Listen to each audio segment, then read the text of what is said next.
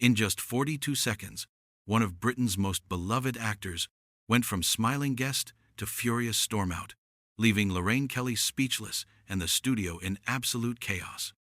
What started as a friendly chat about acting turned into a full-blown war of words, with accusations flying, voices raised, and one of the most dramatic exits ever seen on morning television. If you want daily videos exposing Britain's darkest scandals and the most explosive moments from TV you won't see anywhere else, hit that subscribe button right now. Last night's episode of Lorraine was supposed to be a celebration. Stephen Graham, the man who's given us some of the grittiest, most powerful performances in British television and film, was there to talk about his latest project. Everyone expected the usual warm conversation, the kind of chat Lorraine Kelly is famous for. But what viewers got instead was something nobody saw coming. The show started normally enough. The cameras rolled, the audience clapped, and Stephen Graham walked onto the set with that familiar, modest smile. He sat down across from Lorraine, who greeted him with her signature cheerfulness. The first few minutes were pleasant. They talked about the weather, about Stephen's journey to the studio, about how busy he'd been lately. Stephen was relaxed, leaning back in his chair, clearly ready for what he thought would be a straightforward interview about his work. Lorraine opened by congratulating him on his recent projects, mentioning how much audiences loved his performances. Stephen thanked her, talking about how grateful he was for the opportunities he'd had. He spoke about his roots in Liverpool, about how he never took anything for granted, about the importance of staying true to yourself in an industry that can sometimes lose sight of what matters. It was the kind of humble, genuine talk that made people love him in the first place. But then Lorraine shifted gears. Her tone changed slightly, becoming more pointed, more direct. She brought up a recent interview Stephen had done with another publication, where he'd talked about the challenges facing working-class actors in the industry. He'd been honest about the barriers, about how certain opportunities still seemed reserved for people from particular backgrounds, about how the industry needed to do better. Lorraine leaned forward. Now, Stephen, I read that interview you did last week, and I have to say, some people might think you're being a bit ungrateful. I mean, you've had an incredible career, haven't you? You've worked with amazing directors, you've won awards. Don't you think complaining about the industry is a bit rich when you've done so well from it? The studio went quiet. Stephen's expression changed. The relaxed smile faded, replaced by something more guarded. He sat up straighter in his chair. I'm not complaining, Lorraine, he said carefully. I'm talking about structural problems that affect thousands of talented people who never get the chances I've had. There's a difference. Lorraine waved her hand dismissively. But you have to admit, you've had plenty of chances. Maybe other people just need to work harder? I mean, you made it, didn't you? What's stopping them? Stephen's jaw tightened. You could see the frustration building in his eyes. That's not how it works, he said, his voice firm but still controlled. I made it because I was talented, yes, but also because I was lucky. I met the right people at the right time. Not everyone gets that luck, no matter how hard they work. The system is rigged against certain people, and pretending it isn't doesn't help anyone. Lorraine laughed, but it wasn't a friendly laugh. It was the kind of laugh that suggests someone isn't taking you seriously. Oh, come on, Stephen. Rigged? That's a bit dramatic, isn't it? This is Britain, not some third world country. Everyone has the same opportunities if they're willing to put in the effort. That's when the tension really started to build. Stephen leaned forward, his elbows on his knees. Lorraine, with all due respect, that's just not true. And you know it's not true. Kids from council estates don't have the same access to drama schools as kids whose parents can afford private education. They don't have the same connections. They don't have the same safety net if things don't work out immediately. Saying everyone has the same opportunities is ignoring reality. Lorraine's smile became tighter. I came from a working-class background too, Stephen. I worked my way up. Nobody handed me anything. So, I know it's possible. Stephen nodded slowly. I respect your journey. I do. But your experience doesn't erase the experiences of thousands of others who never got through the door. We're talking about systemic issues, not individual success stories. The atmosphere in the studio was getting uncomfortable. The crew behind the cameras exchanged glances. In the audience, people shifted in their seats. This wasn't the friendly morning chat they'd expected. Lorraine pressed on. But don't you think there's a danger in this kind of talk? In telling young people that the system is against them? Doesn't that just make them give up before they've even tried? Stephen's patience was starting to wear thin. No, Lorraine. Telling young people the truth doesn't make them give up. It helps them understand what they're up against, so they can fight smarter. Lying to them and pretending everything's fair when it clearly isn't, that's what destroys hope. Because they work their arses off and then wonder why they're still not getting anywhere. And they blame themselves instead of the system that's designed to keep them out. Lorraine's smile had completely disappeared now. I think you're being very negative, Stephen. Very pessimistic. And, frankly, a bit insulting to people like me, who did make it from nothing. Stephen shook his head. I'm not insulting anyone. I'm trying to have an honest conversation about something that matters. But you seem determined to turn this into something it's not. Lorraine sat back, crossing her arms. Well, I think viewers at home might wonder why someone as successful as you is spending so much time moaning about how hard things are.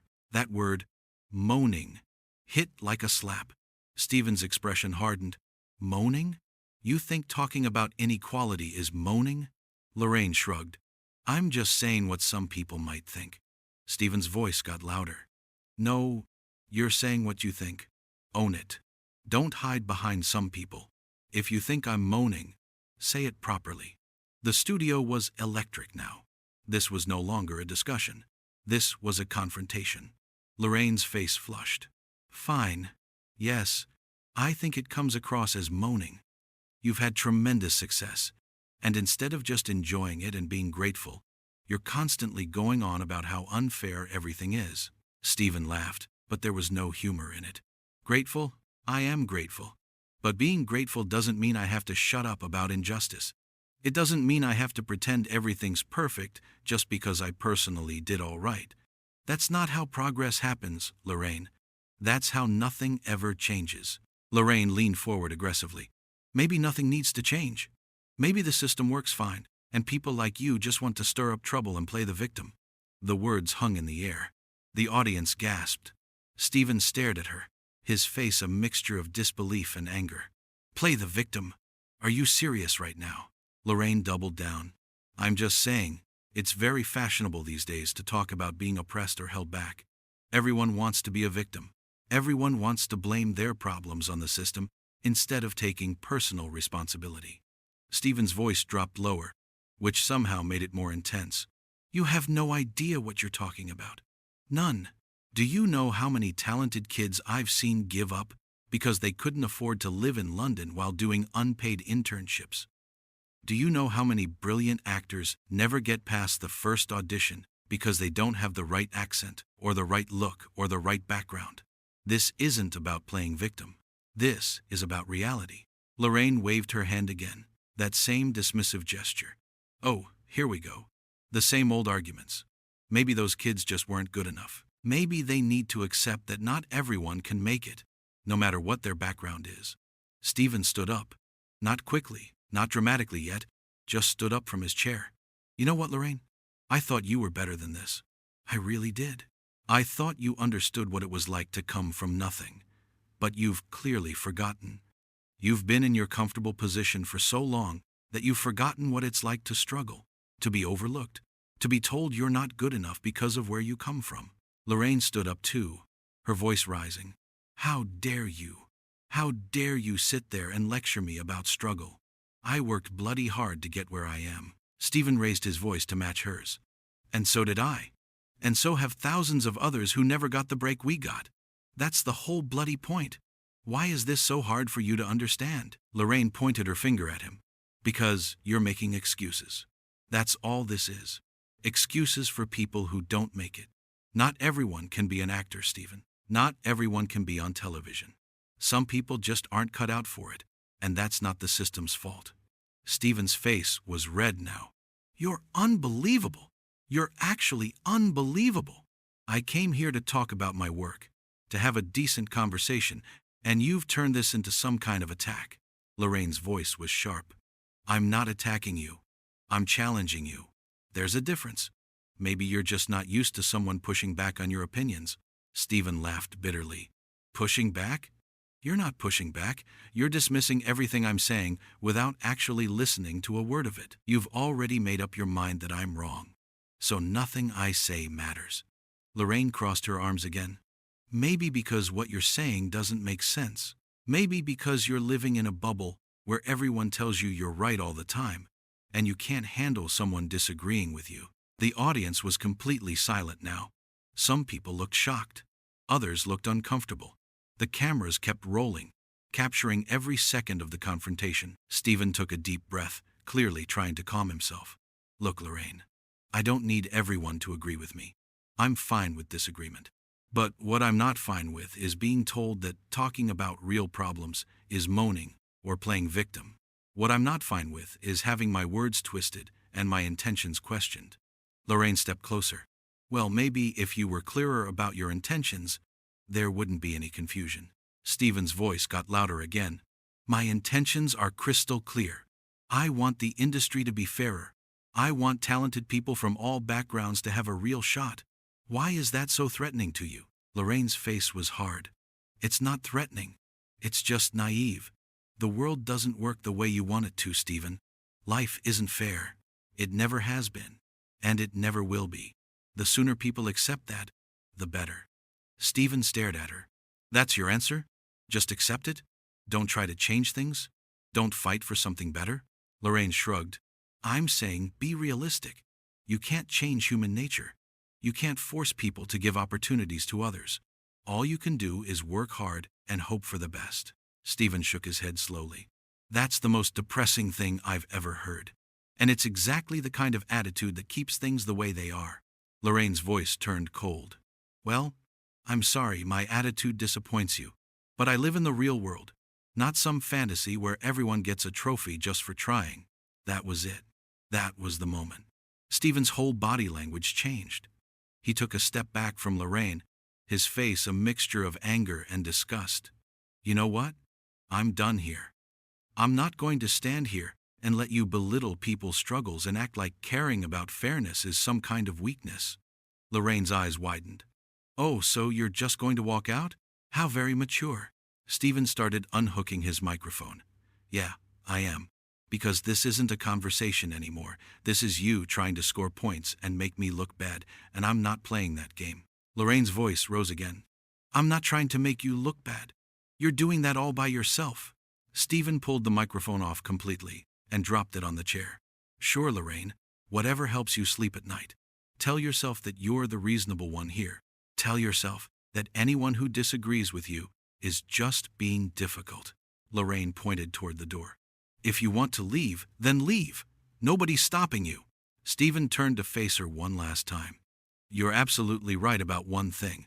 Life isn't fair. And this interview is proof of that. I came here to talk about my work, to have a genuine conversation, and instead I got ambushed by someone who's more interested in defending the status quo than actually listening. Lorraine's voice was icy now. Goodbye, Stephen. Thanks for showing everyone what happens when actors get too big for their boots. Stephen's face went dark. Too big for my boots? Because I care about people who didn't get the chances we got? Because I want things to be better? That's what you think this is about? Lorraine didn't back down. I think this is about you wanting to be seen as some kind of champion of the people, some kind of hero, when really you're just another celebrity with opinions. Stephen's voice was quiet now, but everyone could hear the fury in it. And you're just another person who made it and then pulled the ladder up behind them. Congratulations, Lorraine. You've become exactly what you probably hated when you were starting out. The studio was dead silent. That comment hit hard. Lorraine's face went pale, then red. Get out! Get off my show! Stephen was already walking. Don't worry, I'm going. I wouldn't stay another second if you paid me. Lorraine shouted after him. You'll regret this. You'll regret walking out. Stephen stopped at the edge of the set and turned back. The only thing I regret is wasting my time coming here. I thought you were different. I thought you'd understand. But you're just like all the rest. You got yours, and now everyone else can go to hell. Lorraine was shaking with anger. How dare you? How bloody dare you come on my show and insult me like this? Stephen's voice was hard. You insulted everyone who's ever struggled to make it in this industry. You insulted everyone who's working 3 jobs just to afford drama school. You insulted everyone who's been told they're not good enough because of where they're from. So forgive me if I don't give a damn about your feelings right now. Lorraine grabbed the edge of her desk. You're making a huge mistake. You're burning bridges, Stephen. Stephen laughed, a harsh sound. Burning bridges? You set the fire, Lorraine. All I'm doing is walking away from the flames. There's a difference. The camera operators didn't know where to point their cameras. Some focused on Stephen, others on Lorraine. The audience sat frozen, unable to believe what they were witnessing. Lorraine's voice cracked slightly. Fine. Go. But don't expect to come crawling back when you realize you've made a fool of yourself. Stephen shook his head. I'm not the one who should be worried about looking foolish. You're the one who just spent 15 minutes dismissing real problems and attacking someone for caring about them. When people watch this back, they're going to see exactly who you really are. Lorraine stepped forward. And what's that supposed to mean? Stephen's voice was clear and strong. It means you've changed, Lorraine. Or maybe you were always like this and I just didn't see it. Either way, you've shown your true colors today, and they're not pretty. Lorraine was breathing hard. Get out, just get out. Stephen held up his hands. Already gone. He turned and walked toward the exit. The cameras followed him. You could hear his footsteps echoing in the silent studio. Nobody moved. Nobody spoke. They just watched as one of Britain's most respected actors walked off the set of one of Britain's most popular morning shows. Just before he reached the door, Stephen stopped one more time. Without turning around, he said loud enough for everyone to hear, You know what the saddest part is? I actually liked you. I thought you were genuine. I thought you cared about the same things I care about. But you don't. You just care about protecting your position and making sure nobody rocks the boat. Well, I'm rocking the bloody boat, Lorraine. And I'm not sorry about it. Lorraine's voice was barely controlled. Leave. Now. Stephen pushed through the door and disappeared. The door swung closed behind him with a heavy thud that echoed through the studio. For a long moment, nobody moved. Lorraine stood there, her chest heaving, her face red, staring at the door Stephen had just walked through. The audience sat in shocked silence. The crew didn't know what to do. This wasn't in the script. This wasn't planned. This was real, raw, and completely unexpected. Lorraine finally turned back to the cameras, trying to compose herself. Her hands were shaking slightly. Well, she said, her voice tight. That was certainly unexpected. Let's take a break. But the damage was done. The cameras had caught everything. Every word, every gesture, every moment of the confrontation. There was no taking it back. No editing it out. What had started as a simple interview about acting had exploded into one of the most dramatic moments in morning television history. The studio lights seemed harsh now, exposing everything. Lorraine stood alone on the set, looking smaller somehow than she had at the start of the show. The empty chair where Stephen had been sitting seemed to loom large, a reminder of what had just happened. In the audience, people started whispering to each other. The spell was broken. The shock was giving way to conversation, to opinions, to judgments about what they'd just witnessed. Some people looked sympathetic to Lorraine. Others looked disgusted. But everyone looked stunned. Lorraine walked back to her desk slowly, her movements stiff. She sat down, shuffling papers that didn't need shuffling, trying to regain some sense of control. But control was gone. The show had spiraled into chaos, and everyone knew it. The producer's voice came through someone's earpiece, probably saying something about commercial breaks or next segments. But none of that mattered now. The only thing anyone would remember from this episode was the fight, the confrontation. The moment when one of Britain's finest actors told one of Britain's favorite presenters exactly what he thought of her, and then walked out without looking back. Stephen Graham's coat was still hanging on the rack near the entrance. Someone would have to send it to him later. That small detail, that forgotten coat, somehow made everything feel even more real. This wasn't a planned walkout for publicity. This was genuine. He'd left in such anger that he'd forgotten his coat. Lorraine glanced at the door again, perhaps expecting Stephen to come back, to apologize, to say it was all a misunderstanding. But the door stayed closed. He was gone. Really gone. The makeup artist approached Lorraine carefully, probably to touch up her face for the next segment. Lorraine waved her away. She sat there, alone at her desk, surrounded by bright lights and cameras, and an audience that had just watched her tear into a guest so badly that he'd stormed off the show. Whatever happened next, whatever statements were released, or apologies were made, or explanations were given, nothing would change what had just happened. In 42 seconds, a friendly interview had turned into a war. And in the end, one person had chosen to walk away rather than continue fighting a battle that couldn't be won. The door remained closed. Stephen Graham was somewhere outside the studio now, probably getting into a car, probably still furious, probably replaying the conversation in his head. And back in the studio, Lorraine Kelly sat at her desk, the empty chair across from her, a silent witness to one of the most explosive confrontations morning television had ever seen. The lights stayed bright. The cameras stayed rolling. But nothing would be the same after this.